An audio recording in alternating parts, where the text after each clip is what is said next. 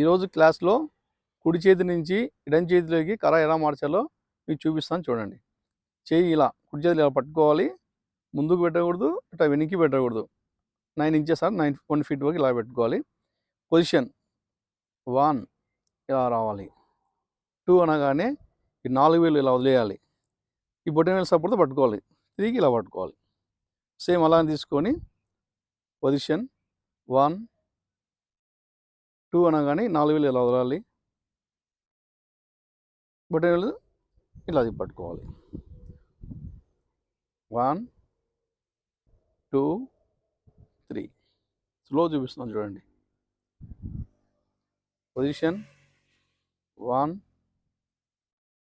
2 బొటనవేలు సపోర్ట్తో కొద్దిగా ఇలా పట్టుకోవాలి. 3 దీన్ని ఫాస్ట్ చేయొచ్చు చూడండి. ఇదిగా ప్రాక్టీస్ చేసే కొంది సేమ్ అదే పార్ట్ చేస్తున్నాం. 1